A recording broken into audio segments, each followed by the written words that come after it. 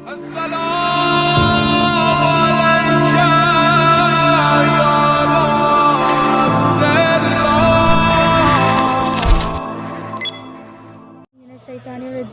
اللہ الرحمن الرحیم. السلام علیکم یا ابا الفضل العباس یا ابن امیر المومنین.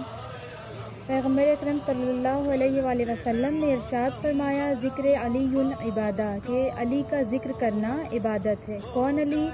وہ علی کہ جس کی تمام زندگی ہم سب کے لیے نمونہ عمل ہے، کہ جس کے اوپر قرآن تو نازل نہیں ہوا لیکن جس کی نگاہ بصیرت قرآن کے بین اسطور سے گزر کر لوح محفوظ کا مطالعہ کرتی ہو، جس کی نظریں چیزوں سے پردوں کو الٹ کر قلبوں کا جائزہ لیتی ہوں، جو پہاڑوں کی طرح ثابت قدم، دریاؤں کی طرح رواں دواں اور کسی صاف اور شفاف جھیل کی طرح ٹھہرے ہوئے جذبات کا مالک ہو، کہ جسے دنیا کی کوئی بھی طاقت ہرا نہ سکے اور نہ ہی اعصابی تناؤ کا شکار بنا سکے، جسے اپنی طاقتوں پر، اپنی قوتوں پر، اپنے ارادوں پر اتنا قابو حاصل ہو کہ جب چاہے چمکتی ہوئی تلوار کو دشمن کے سر پر جا کر روک دے، اور اگر غصہ آ جائے تو غصہ نہ کرے، فوراً ہی دشمن کے سینے سے اتر جائے. ایسا شجاع کہ جس کی شجاعت کے چرچے صرف زمین پر ہی نہیں بلکہ آسمان پر بھی جس کی شجاعت کے چرچے ہوتے ہوں،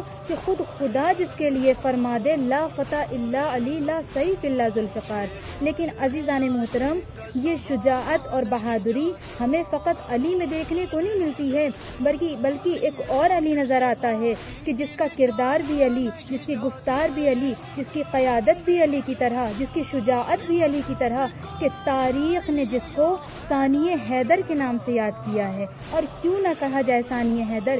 کیونکہ باپ کی صفات بچہ ضرور قبول کرتا ہے، بچے کے اندر باپ کی صفتیں ضرور منتقل ہوتی ہیں. اگر ہمیں کسی بچے کی صفت کا اندازہ لگانا ہے کہ یہ بچہ کس طرح کا ہے تو ہمیں اس کے اطراف کے ماحول کو دیکھنا ہوگا کہ وہ کس ماحول میں تربیت یافتہ ہو رہا ہے اور اس کا باپ کیسا ہے. تو جب ہم نے ابو الفضل العباس کی زندگی کا مطالعہ کیا تو ہمیں معلوم ہوا کہ عباس کسی معمولی شخصیت کا نام نہیں ہے.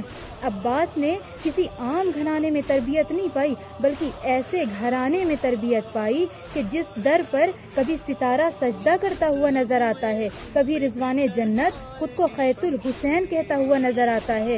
یہ وہ در ہے جہاں پر اللہ کا رسول صبح اور شام سلام کرتا ہے، جہاں فرشتے کبھی سائل بن کر آتے ہیں، کبھی مسکین بن کر آتے ہیں، کبھی یتیم بن کر آتے ہیں. تو پھر ایسے ماحول میں پلنے والا بچہ کوئی عام بچہ نہ ہوگا، تمام بچوں کی طرح نہیں ہوگا. اور ایسے ماحول میں پلنے والا بچہ اگر بہادر ہے، شجاع ہے، باوفا ہے، عالم ہے تو اس پر شک نہیں کرنا چاہیے، کیونکہ باپ کی صفات بچہ ضرور قبول کرتا ہے. اور اگر کوئی خاص بچہ ہو تو وہ اپنے آپ کو ان تمام صفات میں اس طرح سے ڈھال لیتا ہے کہ لوگوں کے لیے یہ معلوم کرنا مشکل ہو جاتا ہے کہ باپ کون ہے اور بیٹا کون ہے. یا شاعر کے لفظوں میں کہہ دوں، کیوں نہ ہوتا ہر پسر حیدر کا حیدر کی طرح، کیوں نہ ہوتا ہر پسر حیدر کا حیدر کی طرح، شیر کا بچہ بھی ہوتا ہے غضنفر کی طرح. اور مل گیا ہوتا اگر عباس کو اذن جہاد، باب کوفہ ٹوٹ جاتا باب خیبر کی طرح.